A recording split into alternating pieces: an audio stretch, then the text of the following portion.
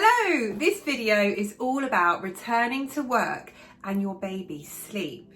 It can be quite daunting returning to work after maternity or paternity leave or just a long break. And in this video, I'm going to talk to you about my top tips to support you and your little one's sleep.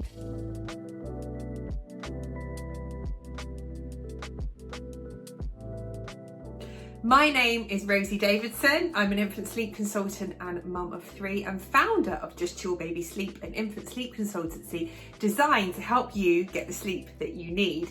I've been helping parents and their babies for over 10 years now. I love it and we get amazing results for the families that we help.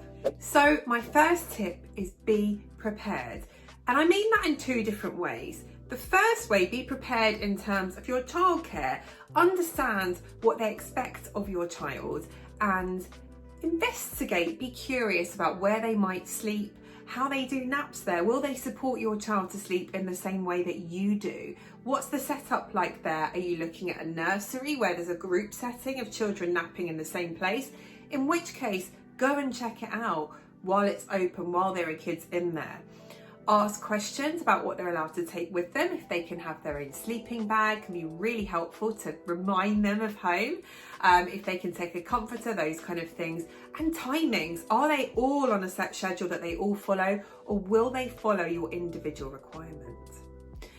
Are you looking at a nanny or a childminder, or are you going to get help from a relative? If you're lucky enough to do so, make sure that you have a good discussion with them beforehand so that they know what to expect from you and your little one. We also want to be prepared in terms of actually preparing our children. So most childcare settings will have some kind of settling in period, which is great preparation for you and your child. Some people might be worried that their little ones won't nap in another setting. It might be that during a transitional period of settling in, things aren't the same as they normally are and they maybe don't nap as long. But trust me, the majority of cases, they will really surprise you and they'll sleep really well. In fact, I know lots of kids who sleep great at nursery, whereas maybe at home they don't, and they are able to create new sleep associations with different caregivers. So you might have a child who will only sleep in the pitch black with white noise blaring at home, when in actual fact at nursery or their childminder, they're able to sleep in a light room with noise going on or out and about. So please don't worry, but make sure you've got a nice settling in period to help you adjust. We also need to think about preparing you. You are really important and this is all new for you, going back into a previous role or a brand new role. So give time for you yourself to adjust to that. If you have some time where they're settling in and maybe you have that time to yourself, maybe practice your commute to work, practice what you're going to wear, all of these things, and your morning routine with your little ones so that you're not rushing and panicking when you actually make that return. Putting out clothes the night before, I'm a real massive fan of, and getting an early night, getting the sleep that you need to help you start back in this new or previous role. Many of you may be worrying about your little one's sleep if they don't sleep well at the moment and how on earth you're going to cope, and that is where we come in. We have online courses which are self-led, instant access right now at your fingertips, and we have one-to-one consultations where we can help you and give you a personalised approach and hold your hand.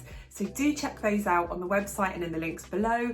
I think it's a really good idea to assess sleep before you're going into a new situation where you might feel a little bit stressed or more tired, or just generally just needing that helping hand. When it comes to sleep and new situations and things being unfamiliar, it's really common that sleep might be a bit more rocky than it's been, in which case connection time is absolutely key. Focus on connection. What do I mean by connection? I mean, make the time for you and your child to reconnect when you are back together, when you've got home from work or you've picked them up from their childcare. Take that time, don't rush, put screens away, play with them, make eye contact, cuddle them, sing to them.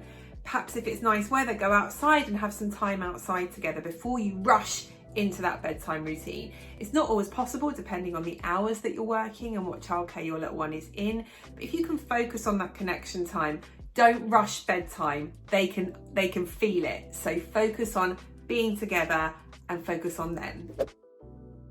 You might find that since they've started childcare, your little one isn't napping as much as they normally do. Hopefully this would change with time, but do remember that as our little ones grow, they eventually need less and less sleep. So it might be an age thing, it could be the combination of the change. If that's the case, don't be afraid to put them to bed a little bit early, but don't go crazy early because you'll miss out on connection, and also they might start waking up early. So having a nice balance. Some parents really worry about separation anxiety with their little ones, so I do have another video on that if you want to watch that. I think it's really helpful as a lead on from this video as well.